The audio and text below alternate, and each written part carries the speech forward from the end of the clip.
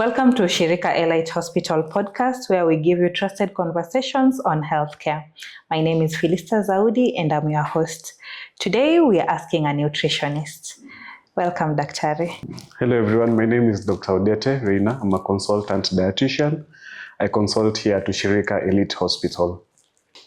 So today we are conversing on hypertension and nutrition. We want to hear your perspective and how you take care of hypertensive patients nutritionally. So we'll definitely start by understanding what hypertension is from your end as a nutritionist. Okay.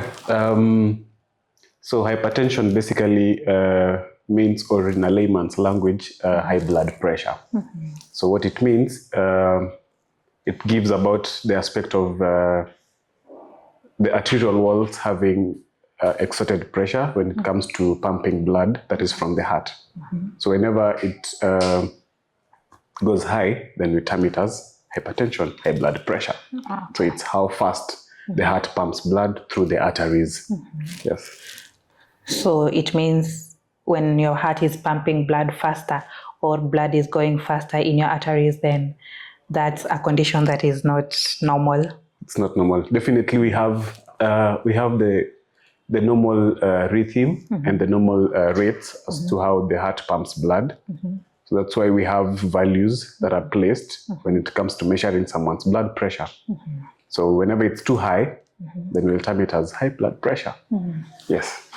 How should our plate look like if we are dealing with a hypertensive patient? So when it comes to the management of hypertension, the nutrition plays a key role in the management because definitely there are factors that are considered when it comes to the diagnosis and the management of hypertension. Mm-hmm. So one of the factors is definitely food intake. Mm-hmm. Okay, so whatever one consumes will also predispose that person to either a heart issue that is related to hypertension, and also the other factors that are also considered when it comes to hypertension. So now that we are dealing with nutrition at large, when it comes to hypertension, then there are specific elements of food that needs to be considered when it comes to the management. So number one is salt or sodium, which is the main key to management of hypertension. So how much should we consume when it comes to salt intake? And also there are other food factors that should also be considered when it comes to looking at the larger plate per se. Yes. Okay, so basically what we are looking at when it comes to nutrition interventions in hypertension, we are basically looking at sodium. Not specifically sodium, because we're also looking at the aspect of having a balanced meal when it comes to whatever one consumes. Okay, so there are specific elements or there are specific nutrients that are considered of importance when it comes to management of hypertension. So that is the intake of potassium, magnesium, calcium, phosphorus, and of course sodium itself. Okay, and like I said before, there are factors that are also considered when it comes to the management. So that's why if we are looking at the whole plate at large, then we also need to check on how much calories someone consumes. Okay, taking us back to the amounts of carbohydrates one needs to consume, the amounts of proteins, the amount of fats, and all that, and also the essential vitamins and minerals. So all these brings about the whole aspect of the plate. Yes. Right. So would you please highlight for us what role specifically does salt or sodium play in hypertension, and why are we reducing it at this point? When it comes to the aspect of having salt, when we are managing hypertension, because it gives about a very significant aspect, because what salt does is when someone consumes too much salt, the elements of salt, when it comes to the digestion part of it or the absorption, some of them, some of the elements remain in the bloodstream. Okay, so what salt does, it retains much of the water in the body. So whenever water is retained in the body, then you'll find that there is something that is called arterial pressures. So when when water is retained into the bloodstream, that is because of high quantities because of the high quantities of the salt in the bloodstream, then it means the blood volume will also be higher. Okay, so whenever that goes high, then it will force the heart to pump in an abnormal way to pump all this blood through the arteries. Okay, so it will cause high arterial pressures, leading to the heart to pump blood faster. Okay, so salt will bring about fluid retention in the body, which will make the blood volume to go high, expanding the blood arteries. So whenever that expands, then of course the heart will now be forced to pump blood at a higher rate for it to clear out all that. Okay. Yes. And are there any healthy alternatives to salt or sodium? Salt is salt. Of course, we've heard of Himalayan salt, pink salt, and all this. And they are put to us as a healthy alternative. So we just want to hear from a nutritionist's perspective. From my take, the only thing that is of importance is the iodine part of it. Okay, so the other sub or the other alternatives of salt, they don't have much of the iodine aspect of it. Okay, so the normal salt has high iodine in it. So that's why when you consume it, it will of course raise someone's blood pressure. That's why mostly people advise for one to go for Himalayan salt or sea salt, because the level of iodine in it is a bit reduced. Lower. Yes. Okay. So the processed salt that we use every day has a little bit of iodine, which is actually added. Yes. So that is what makes it to be termed as not a healthier version of salt. Definitely. What's your take on hypertensive patients and fast foods or processed foods? Do processed foods still have the same amount of salt which you as a nutritionist does not recommend to a patient with hypertension? I will classify it as all processed foods. They have some added aspects of salt in it. Okay, because anything that has gone under processing and all that, there are some elements that are added into it, minerals and all those kinds of vitamins. And so for a hypertensive patient with intake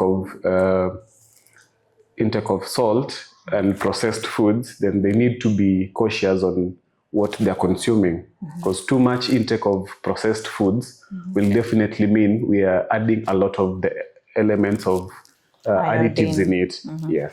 And what's your perspective or what's your take on fruits and vegetables in relation to a hypertensive patient? Fruits, vegetables, they give us the aspect of essential vitamins and minerals, which are important for a hypertensive patient. You'll find that we normally advise patients to consume too much of vegetables and too much of fruits. For one, they have antioxidants, which help with relieving the pressures.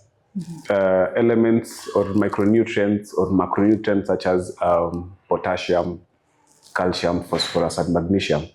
So they have elements of managing someone's pressures to the normal ranges.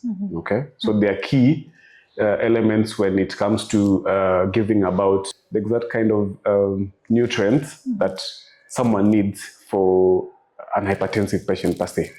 Yeah.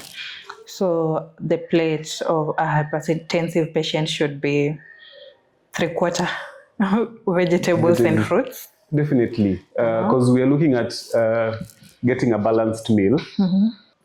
I forgot to say, whenever someone has hypertension, then we have a specific diet that we always prescribe for them. So we term it as a DASH diet. So dietary approach for hypertensive patients. So this type of diet has moderate carbohydrates. So things to do with rice, ugali, chapati in small amounts. And then we do plenty of vegetables and fruits, that is minerals and vitamins. Okay.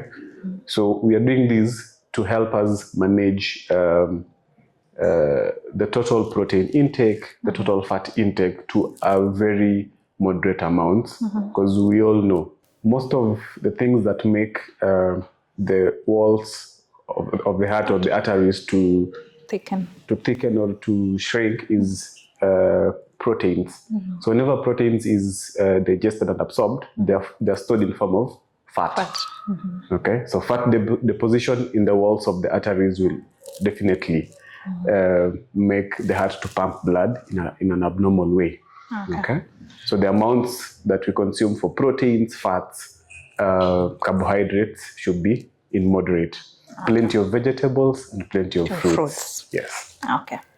So as we wind up, what's that one myth that you would like to clear when it comes to nutrition and hypertension that everyone believes and you know for a fact from where you sit? There are several.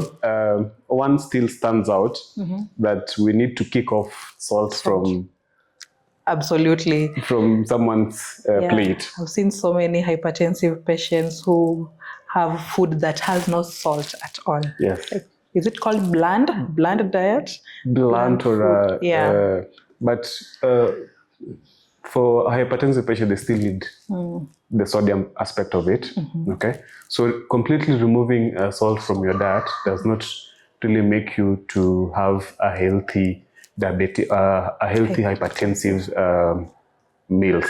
Okay, so we still need the salt, but in a regulated amount. So for hypertensive patients, it's usually between 1,500 grams to about 2,000 grams. That is like you're using 1 table salt throughout the day. So it's how you portion it. Just for taste and also for the normal micronutrients that the body needs for it to do its normal activities. The last myth as we wind up, probably on sports or physical activity and hypertension. Do they need to work out? Is exercise an essential part of their lives? Extensive exercise or rather weight loss? So myth, but I'll put it as a truth factor, because hypertensive is a lifestyle disease. Okay, so it's how we keep on our lives that will make us have hypertension and other side effects, heart disease, stroke, and all that. So lifestyle changes, activities like walking, swimming, cycling, jogging are definitely okay. As long as they're not aggressive. They're not aggressive. Right. So maximum 15 to 30 minutes a day is enough. All right. We've come to the end of our conversation on hypertension. In case you have any questions, please leave them in the comment section. And you can also visit us at Ushirika Elite Hospital along Mweni Road in Pangani.